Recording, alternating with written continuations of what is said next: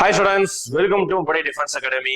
ஒரு அறிவிப்பு, பெரிய ஒரு அறிவிப்பு வந்திருந்தது. அது மெயினா யாரை பெருசா தாக்குது அப்படின்னு பாத்தீங்கன்னா எஸ்எஸ்ஜிடி மாணவர்கள் தான்.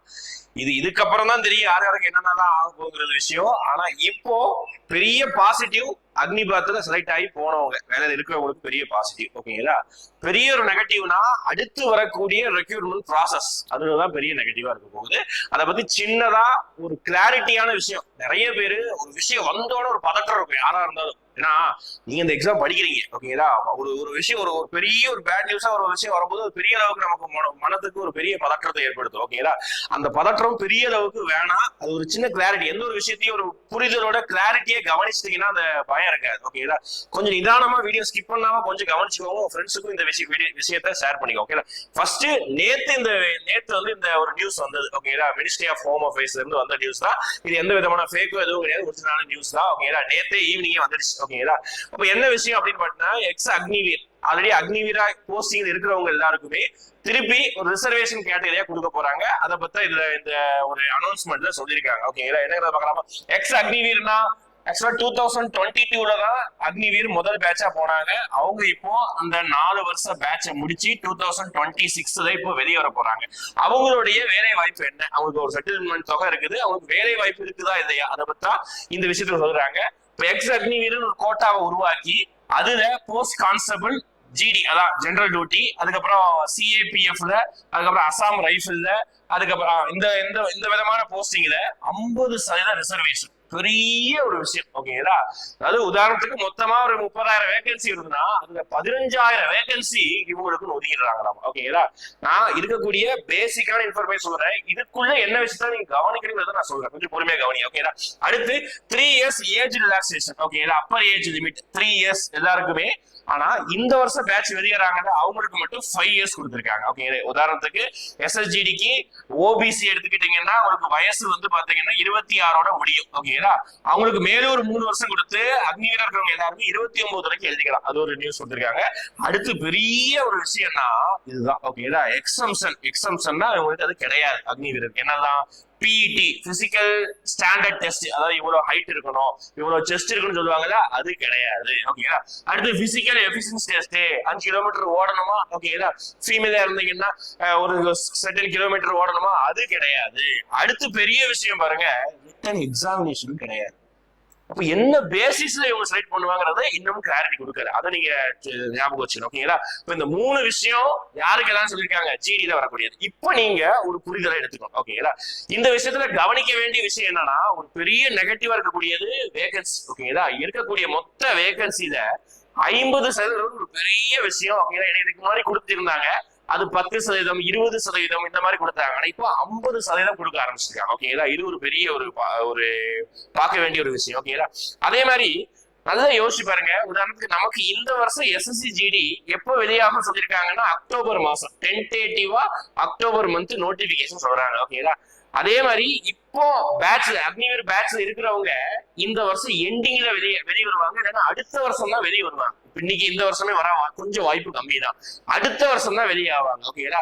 மேக்சிமம் பாசிபிள் இவங்க வெளிவந்து அடுத்த ஜிடியில நடப்பதற்கான வாய்ப்பு மேபி இருக்கலாம். ஓகே, இது எதுவுமே 100% கிளாரிட்டி கிடையாது. இன்னும் கிளாரிட்டியா கொடுக்கல. எப்பவுமே இந்த மாதிரி ஒரு பெரிய அனௌன்ஸ்மெண்ட்டை ஃபர்ஸ்ட் ரஃபா கொடுப்பாங்க. ஓகேங்களா?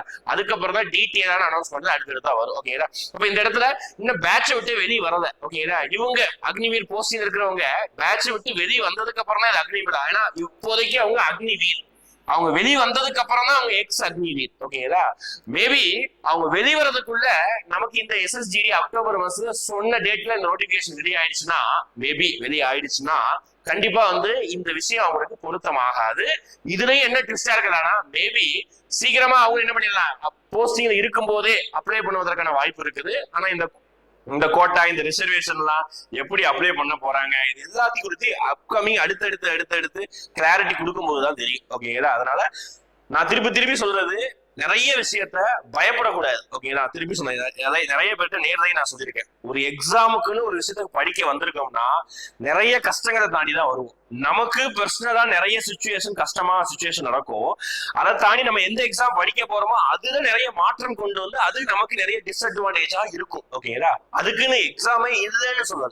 ஓகேங்களா. எக்ஸாம் இருக்குது, இருக்கக்கூடிய மொத்தம் உங்ககிட்ட 100 சான்சஸ் இருந்ததுன்னா இப்போ அதை பாதியா குறைச்சி 50 சான்சஸ் தான் இருக்குது. அது மட்டும்தான் ஒரு நெகட்டிவ். அதே மாதிரி திருப்பி இன்னொரு பெரிய அட்வைஸ், ஆல்ரெடி இப்போ போன வருஷம் எக்ஸாம் எழுதி முடிச்சுட்டு இப்போ பிசிக்கலுக்காக வெயிட் பண்ணிட்டு இருப்பீங்க, ஓரளவுக்கு நல்ல மார்க் போட்டு அல்லது பாடல இருக்குன்னு அவங்க தான் தயவு செஞ்சு எப்படியாவது முயற்சி பண்ணி இந்த தடவை பிசிக்கல் நல்ல பண்ணி உள்ள போயிருங்க. திருப்பி திருப்பி மெடிக்கல் ஏதாவது பிரச்சனை இருந்தா இப்ப சரி பண்ணிக்கோங்க. ஏன்னா அடுத்த தடவை போகும்போது இந்த தடவையை விட அடுத்த தடவை நீங்க கொஞ்சம் கஷ்டப்படணும். அதை நான் ஓப்பனா சொல்றேன், கொஞ்சம் கஷ்டப்பட்டு தான் ஆகணும். அதனால ஜிடிக்கு இந்த வருஷம் பிசிக்கல் மெடிக்கல் பண்ணக்கூடியவங்க தயவு செஞ்சு ஃபுல் எஃபர்ட்ஸ் போடுங்க. ஏன் ஒரு 150% எஃபர்ட்ஸ் கூட போடுங்க. உங்களால இயல முடியாத விஷயத்தையும் ட்ரை பண்ணி எப்படியாவது முடிக்க ட்ரை பண்ணுங்க. ஓகேங்களா. ஏன்னா இது ஒரு கடைசி வாய்ப்பு நினைச்சு முடிங்க. அடுத்த வருஷங்கிற சான்ஸை மைண்ட்ல வச்சுக்க வேணாம். ஓகேங்களா. இப்போ அடுத்த ஒரு பெரிய விஷயம் எல்லாரும் கேட்க வேண்டியது, சார் இந்த வருஷம் தான் சார் நான் படிக்க வந்தேன். ஓகேங்களா. இந்த வருஷம் தான் ஜிடி படிக்க வந்தேன், எனக்கு இந்த வருஷமே இவ்வளவு பெரிய ஆபத்தான ஒரு விஷயத்த கொண்டு வந்திருக்கு, எனக்கு ஒரே நெகட்டிவா இருக்கு சார், இன்ஸ்டால ஒரு டிப்ரெஷன் அந்த மாதிரி எனக்கு டிப்ரெஷனா இருக்கு சார் அப்படின்னு நினைக்காதீங்க. ஓகேங்களா. உங்களுக்கு தேவை ஓகேங்களா ஒரு வேகன்சி. ஓகேங்களா. உங்களுக்கு ஒரு வேகன்சி, நீங்க போஸ்டிங்கோட போக போறீங்க. ஓகேங்களா. உதாரணத்துக்கு எப்பவுமே வருஷம் 25,000 வேகன்சி வரும். ஓகேங்களா. ஒரு சில நேரங்களில் இன்க்ரீஸ் பண்ணி 50,000 வேகன்சி தான் ஆயிருக்குது. ஓகே, போன வருஷம் அதுக்கு முந்தின வருஷம் தான் ஆயிருக்குது. ஓகே, இந்த வருஷம் தான் இன்னும் இன்க்ரீஸ் பண்ணல. மேபி இந்த வருஷம் இன்க்ரீஸ் பண்ணாம அப்படியே வச்சுட்டு அடுத்த வருஷம் ஒரு பல்க், ஏன்னா இவங்களுடைய கோட்டாவும் இது வருது. ஓகேங்களா. அதனால அடுத்த வருஷம் ஒரு பல்கான வேகன்சி நோட்டிபிகேஷன் விட்டும் போதே 60,000 வேகன்சி விட்டு அதுல 30,000 நம்ம அக்னிவீருக்கு போனா மீதி 30,000 உங்களுக்கு இருக்குது.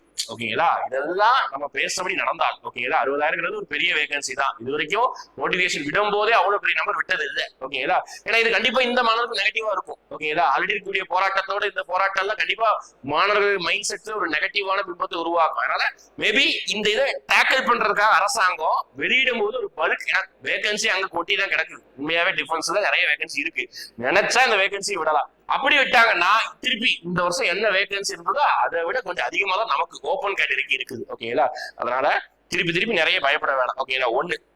அடுத்து நான் சொல்லக்கூடியது இந்த ஏஜ் லிமிட் எக்ஸம்ஷன். அந்த மாதிரி இந்த exemption from height, weight, chest, அதுக்கப்புறம் எக்ஸாம், இதுக்கும் இன்னும் கிளாரிட்டி கொடுப்பாங்க. அது எப்படி ஓப்பனா அவதாரத்துக்கு இப்ப நேவில இருப்பாரு, நேவில இருக்கிறவங்களுக்கு உங்களுக்கே தெரியும் ஹைட் கொஞ்சம் கம்மியா தான் தேவைப்படும். ஏன்னா அக்னி பாத்துல போனா ஆர்மிக்கு உள்ள போனாதான் ஹைட் வந்து இந்த எஸ்எஸ்ஜிடி ஹைட் இருக்கணும். ஆனா நேவிக்குள்ள போனா ஹைட் கம்மி. அதே ஹைட் இருக்கக்கூடிய கம்மியா இருக்கக்கூடிய பர்சனை கொண்டு வந்து எஸ்எஸ்ஜிடி 170 சென்டிமீட்டர் கூடிய ஹைட் இதை கொண்டு வச்சா ப்ராப்ளம் கிரியேட் ஆகும். அப்போ அதுக்குன்னு ஏதாவது ஒரு கிளாரிட்டியான ஐடியா ஒன்று கொடுப்பாங்க. கண்டிப்பா அப்கமிங் நோட்டீஸ்ல ஏதாவது கண்டிப்பா வந்து அது குறித்து கிளாரிட்டி கொடுப்பாங்க. அது வரைக்கும் நம்ம வெயிட் பண்ணி பார்க்கலாம். இந்த இடத்துல கண்டிப்பா திருப்பி சொல்லிட்டேன், கட் ஆஃப் கொஞ்சம் அதிகமா தான் ஆகும். போன தடவை இருந்ததை விட கட் ஆஃப் அதிகமாகும். அதுக்கேற்ற மாதிரிதான் பேக்ரவுண்ட்ல கொஸ்டின் டஃப், அதுக்கப்புறம் செக்ஷனல் டைமிங் வைக்கிறது, இந்த மாதிரி விஷயத்த பண்ணிட்டு இருக்காங்க. ஓகேங்களா.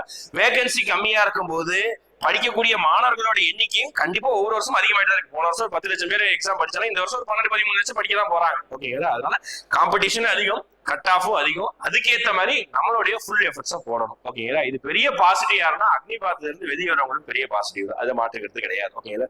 அப்போ நிறைய விஷயத்த போட்டு மைண்ட குழப்பிட வேணாம். ஓகேங்களா. எக்ஸாம் இருக்குது, எக்ஸாம் இல்லாம கிடையாது. ஓகேங்களா. எக்ஸாம் இருக்கதான் போகுது, படிக்க வேண்டியது நம்மளுடைய பொறுப்பு. ஓகேங்களா. உங்களுடைய எஃபர்ட்ஸை 100% போட்டுக்கிட்டே இருங்க. கண்டிப்பா நீங்க நினைக்கக்கூடிய இடத்துக்கு நீங்க போய்கிட்டே தான் இருப்பீங்க, நெருங்கிக்கிட்டே தான் இருக்கீங்க. ஓகேங்களா. நீங்க படிக்க வாரன்னு சொன்னது ஒரு வெற்றிக்கான முதல் படிதான். ஓகேங்களா. அடுத்த கட்டமா நீங்க படிக்கணும். படிச்சீங்கன்னா கண்டிப்பா, ஏன்னா இது வந்து ரொம்ப கஷ்டமான எக்ஸாம் கிடையாது, படிக்கவே முடியாத ஒரு எக்ஸாம் கிடையாது. படிச்சுக்கலாம், படிச்சு எக்ஸாம் எழுதுங்க. இதை நினைச்சு அதை நினைச்சு நிறைய வருத்தப்பட வேணாம். ஆனா என்ன இருந்தாலும் ஒரு கண்டிப்பா இது வந்து ஒரு எஸ்எஸ்ஜிடி படிக்கக்கூடிய மாணவர்களுக்கு ஒரு நெகட்டிவ் பிம்பத்தை தான் உருவாக்கும். ஓகேங்களா. அப்போ அதை எந்த அளவு நம்ம டேக்கிள் பண்ணி வரோமோ அந்த இடத்துல நம்மளுடைய சக்சஸ் இருக்கு. ஓகேங்களா. பார்க்கலாம் அப்கமிங்கா வேற ஏதாவது நமக்கு சாதகமான படிக்கக்கூடிய ஓப்பன் கேட்டகரி பீப்புளுக்கு சாதகமான விஷயங்கள் ஏதாவது வருதா, எல்லா விஷயத்தையும் நம்ம டீட்டெயிலா பார்க்கலாம். ஓகேங்களா. ரைட்டா. மேலும் இது குறித்து உங்க சைட்ல இருந்து ஏதாவது டவுட்ஸ், இந்த மாதிரி விஷயம் டவுட்ஸ் இருந்ததுன்னா கமெண்ட்ஸ்ல மென்ஷன் பண்ணுங்க. அது குறித்து அடுத்த வீடியோ நம்ம டீட்டெயிலா பேசலாம். ஓகேங்களா. தேங்க்யூ.